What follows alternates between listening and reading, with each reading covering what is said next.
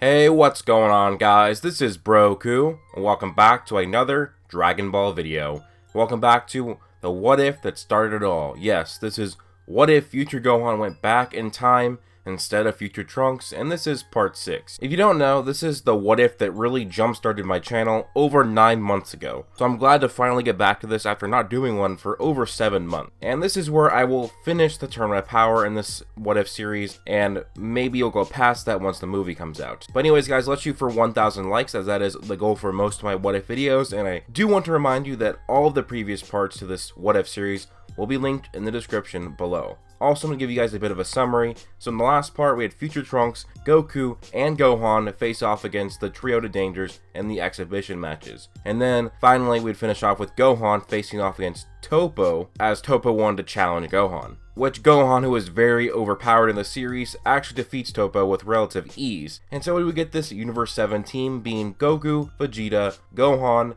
Android 18 and 17, Piccolo, Master Roshi, Future Gohan, Future Trunks, and for the 10th member, I actually created a poll on my Twitter for you guys to vote for, with a total of 147 votes in the poll. Krillin came out in first place with 47% of the votes, so Krillin will be the 10th member in this, unfortunately for him. Now, this team overall is actually going to be much stronger than the Universe 7 team of actual Dragon Ball Super, as Gohan in this is far stronger than Goku was, and he also has his ultimate Super Saiyan Blue form, which would be around the level of Ultra Instinct Omen Goku during his 3rd usage. So yes, Gohan is that overpowered in this what if, as he had never stopped training. During the 7-year gap, trained, never stopped. With the tournament finally starting, Universe 9 would want revenge on Universe 7, just like in the actual tournament, and would gang up on Universe 7. But Universe 7 actually fares even better, and pretty effortlessly eliminates Universe 9, leading to their erasure. Krillin, pretty early on in the tournament, would be the first of the team to be erased by Frost, and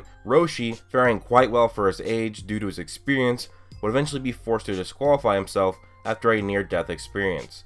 With Gohan eliminating the final members of Universe 10, they would be the second universe to be erased right after Universe 9 once they are defeated. Universe 7, with many eliminations and a lot of strong fighters left, would become the favorites to win. With Gohan being the strongest of Universe 7 and Jiren the strongest of Universe 11, the two strongest fighters would eventually end up fighting each other in battle.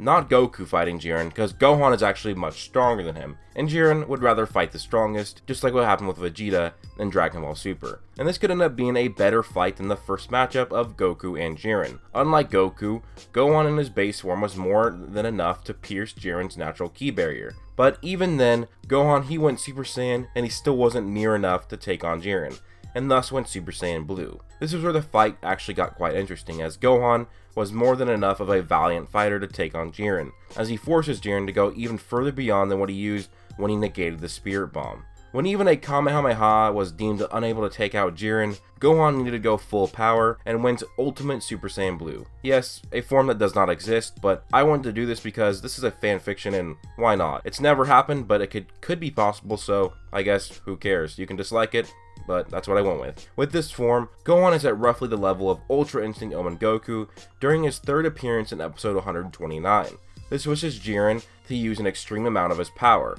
Everyone, all the remaining universes, the gods of destructions, the angels, the remaining fighters, are in awe at the power being displayed by Gohan and Jiren. The tournament field is shaking, and the environment of it changing, morphing into mountains instead of just a flat surface. Despite the amazing fights, Gohan in this form still wasn't enough for Jiren, as Jiren could go beyond that of Ultra Instinct Omen Goku's power, and would rise far beyond even Gohan's Ultimate Super Saiyan Blue. A now nearly full power Jiren was knocking back Gohan with relative ease, and he was being defeated, and thus this led to Goku transforming to Super Saiyan Blue and beginning to rush into the battle to help Gohan, to which Toppo intervened to stop him.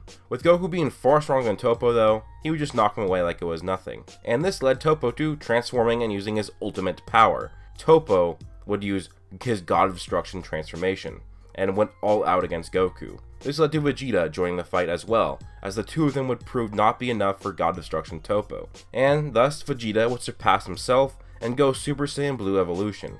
And Goku, as a Kaioken times 20, then would put up a magnificent fight and would actually overpower Toppo, and they would defeat him. With this happening, the rest of the Pride Troopers left, including Dispo, all teamed up on a weakened, but now newly powered, Goku and Vegeta. as they wanted to defeat them before they would get too strong and maybe they couldn't defeat them, but it was too late, as Dispo was really the only formidable fighter left of the bunch of the Pride Troopers, and many of the Pride Troopers would fail almost instantly, leaving Dispo to be the only one left. And even with his full power, super speed, form, he wouldn't be enough for Goku and Vegeta. But this still left Goku and Vegeta in a predicament after they defeated Dispo. With them expunging a lot of their energy fighting Toppo and the Pride Troopers, they wouldn't be of much help to Gohan, as he was getting beat down by Jiren. Gohan had been reverted to his base form, as he just wasn't enough for Jiren as well. As Jiren was about to do his final attack to knock Gohan off the stage, Gohan's eyes just looked different, and he dodged the attack without even looking. Gohan had just achieved Ultra Instinct Omen. With all of his training with Whis, he had finally broken his limits and went beyond his ultimate form, as Jiren had pushed him further than he had ever been before. Ultra Instinct Omen was more than enough to get Gohan back in the fight, and while Jiren had yet to reach his full power, Gohan's Ultra Instinct Omen power kept evolving, growing even bigger over the course of the fight. He even forced Jiren to finally go 100% full power, but with Ultra Instinct Omen continuously growing Gohan's power, and with his ability to dodge and fight like Ultra Instinct, Gohan would pretty easily defeat Jiren at this stage, as the power of Ultra Instinct Omen is absolutely crazy. With Jiren being defeated, Ultra Instinct Omen would wear out on Gohan,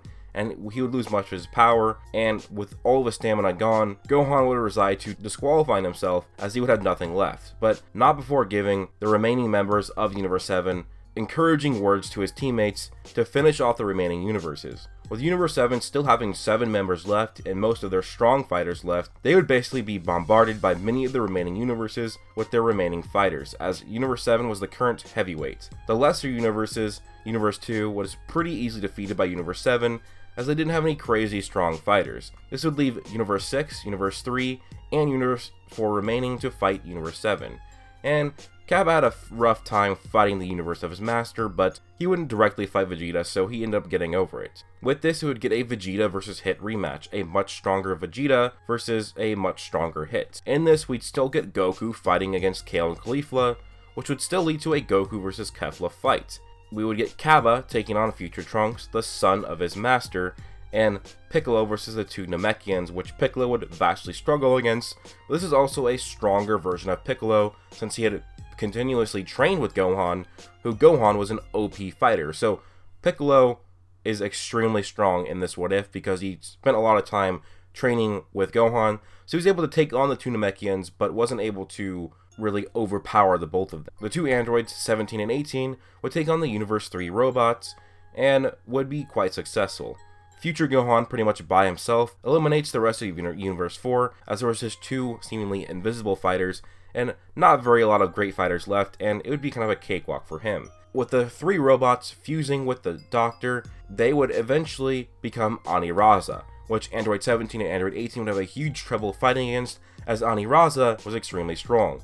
And with Future Gohan just eliminating Universe 4, he would team up with the androids to try and take on Ani-Raza. Future Trunks would defeat the newly powered up Super Saiyan 2 Kaba, but Kaba still lost in a valiant effort, and would eventually join the fight against Ani-Raza, as even with the newly powered up Super Saiyan 3 Future Gohan and the androids, Ani-Raza was still too much for them.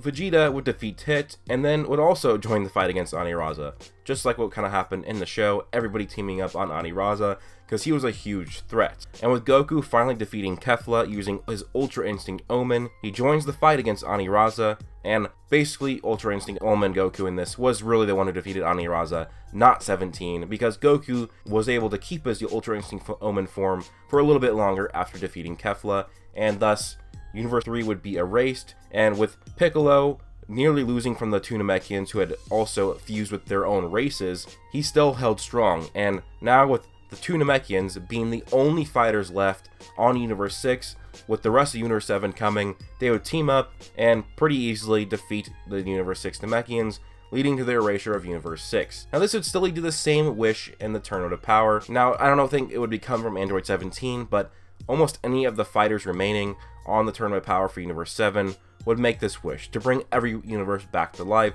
and thus it happens. Xeno is happy because that's what he wanted, that's what he thought was going to happen, and everything is now back to normal. Now I'm probably not going to continue this What If for a long time as well, which is I guess normal for this series now, because this has been 7 months now since I actually continued it last time, but now it's going to be roughly the same because it's 7 months until the movie comes out. Now once the movie comes out, I'll probably continue this and continue this what if into the movie on how it would go with these events, with a very strong Gohan, with a much stronger cast. But anyways guys, let me know what you think about this what if. Please do leave a like if you enjoyed, comment down below, tell me your thoughts, subscribe if you are new, turn on notifications if you want to see more of my videos, and also join my Discord and follow me on Twitter. And thanks to all of my Patreon supporters. So my Super Saiyans is Hodag Hunter, and my Super Saiyan 2s, Darius, Israel Flores, Locke, Anime Paradox, and Mystic Ghoul. And also thanks to my Super Saiyan 3s, Scotland Serenity, Daraj Payton, Sin Overlord, and Griffin Jacob. And thanks to my new Super Saiyan, Danielle Toro, my new Super Saiyan 3, Dante's Ware. Thank you guys so much for all the support. It really does mean a lot, and I hope you guys all have an amazing day.